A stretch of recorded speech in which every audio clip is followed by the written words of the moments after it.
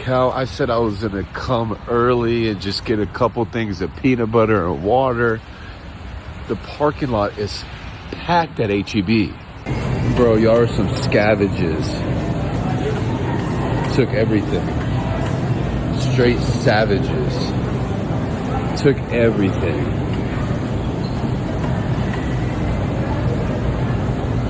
No avocados? I'm pissed.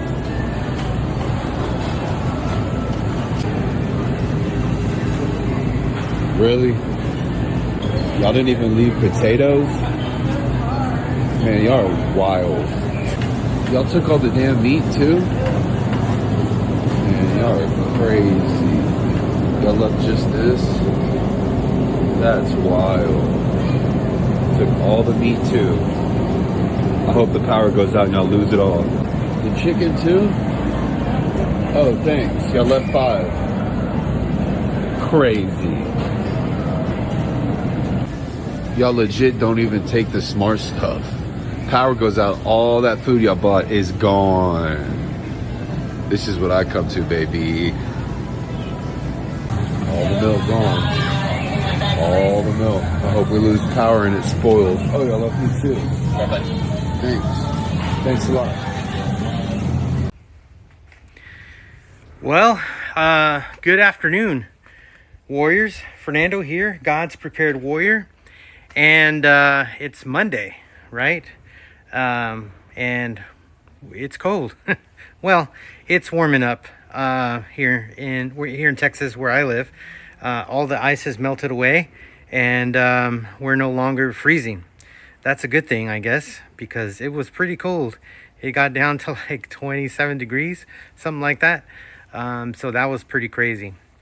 But we survived. So just wanted to share a little bit with you guys today because over the weekend, I don't know about where you live, but over here where I live, it was a madhouse in all of the grocery stores, and all of the grocery stores were bought out.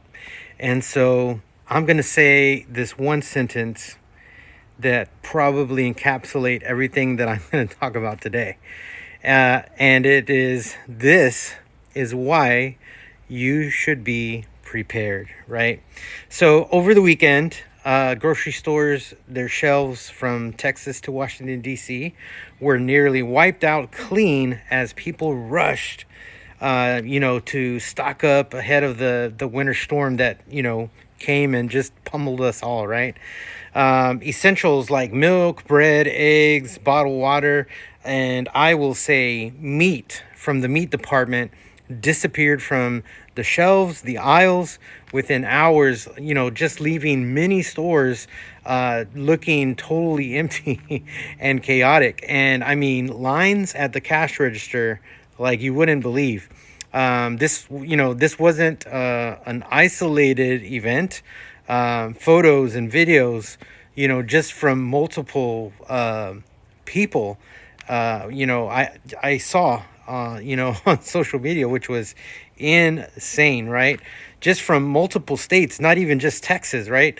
They show shoppers just kind of, cleaning out staples, and, as these warnings kind of grew stronger, right?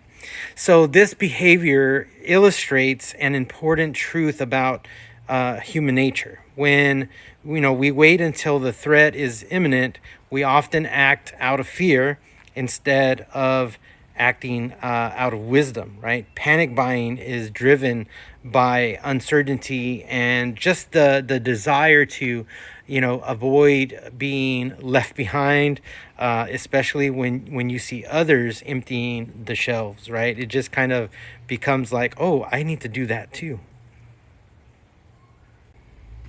And quite honestly, behavioral scientists note that fear can make people, overly pessimistic and, impulsive, leading to hoarding rather than, just thoughtful preparation. Here's why preparedness matters and how you can approach, it wisely for yourself. I think number one, preparedness prevents panic, right? If you're prepared, you're not panicked, right? When you already have the essentials on hand, you're not scrambling around, to find supplies, going from one store to the other, from here to there and finding nothing anywhere, right? A calm, proactive approach means that you don't contribute to shortages and or chaos. Why? Because you're prepared, right? I think the second thing is panic isn't the same as preparedness, right? Panic buying is reactive and rooted in fear. True preparedness is regular stewardship, gathering supplies, incrementally, not just when the situation, right, becomes urgent and last minute and I need to do this or I'm not going to have nothing, right? The third one is, we have to think behind the headlines, right? Empty shelves aren't just about a storm. They reveal how quickly systems can be stressed. And it's funny because we were talking about this today. Systems can be stressed when many people act out of fear all at once, right? And it's like a domino effect. One person's, oh man, if they're buying it, well, I need to buy it too, right?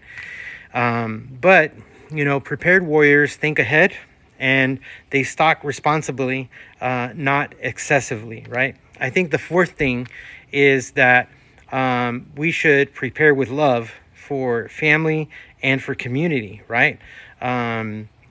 Stocks aren't just for you.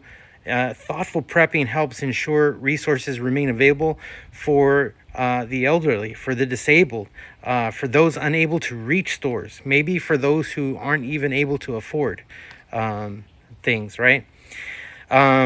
So I think that that's important to note and to understand. And I think that there are some steps, right, that we should take, right? We should review our own food and water storage. I think we should be doing that all the time. I think that's an important thing to do because we're not at the store thinking, oh, do I need this? Well, no, because I've taken inventory and I know what I need, right? I think we should review all of that, right? And look at our supplies, know what we need, know where the holes are, fill what we lack, right?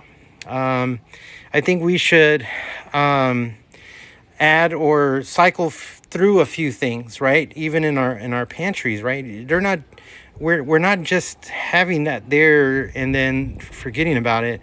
We should be cycling through it, rotating all of that, using it, and letting it be a working pantry rather than a storage room full of stuff, right? And so that way, when you go to the store, you know what few items you need to fill, right? And they're not these big, huge gaps because, you haven't done it or you haven't been, preparing, right? I think we should avoid hoarding unnecessary products, that strain the community resources, right? I think there are a lot of things that people will hoard, and we've seen it, right? There's even AI pictures of toilet, like storage rooms full of toilet paper and stuff. It's crazy as I was watching all of that over the weekend. We need to build habits that turn readiness into peace, not panic. I think that's important too as well. Preparedness is not about fear. It's about wisdom, responsibility, and it's about, calm action, so that when storms and disruptions or maybe even cold weather like we experience approach, we can lead with peace and purpose, right? I think that's the most important thing about, learning from this storm that has come through, right? So guys, just think about that. What are you doing to inventory all of the things that you have, right? I know that this whole weekend we were expecting for temperatures to plummet. We were also expecting here in my area for it to be another ice-mageddon, maybe even a snow-mageddon, but all we got was ice. And so we're fine with that, trust me. And I don't think there was anybody out on the streets the last couple of days, because people are learning, right? If you don't know how to drive on ice, don't be out there, because it leads to a lot of accidents. But I was listening, to Police Scanner and all that on my radio, and I've heard a lot of people who were falling down, ambulance coming to pick up people who slipped on ice, and just, oh my God, it was insane. And so, it's just important for us to be ready and not worry. And that's how we were. We were not worried because we were prepared. We were prepared if the lights went out, we had no electricity. We were prepared if, water systems went out. We were prepared for that. We were prepared, if we couldn't go out to get food and things, we were prepared. And so the great thing is, we stayed in. We didn't lose our electricity or anything, and all was well. And so that was really, really good.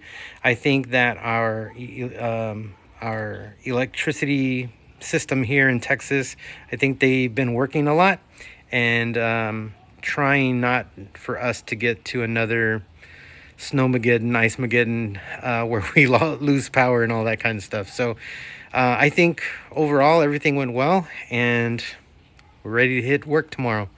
So, all right, guys, this is the video for Monday. I look forward to seeing you guys live tonight, which is actually in a few hours. So hopefully you guys can make it to the live show, and can't wait to talk to you. Going to share with you a little bit about our weekend when we went to the hospital and all that good stuff. And just wanted to say thank you for all of you who were praying from that video in the hospital, and just continue to pray. And we just know that God's healing hand is over my wife, and God is continuing to do great things. All right. Have a great Monday, guys, and hope to see you tonight. God's Prepared Warrior Live, 9 p.m. Central Time. And bring a friend. And don't forget to like, share, and subscribe. God bless you. Hey, guys. This is Fernando, God's Prepared Warrior. Thanks for watching. And don't forget to like, comment, share, and subscribe to my channel.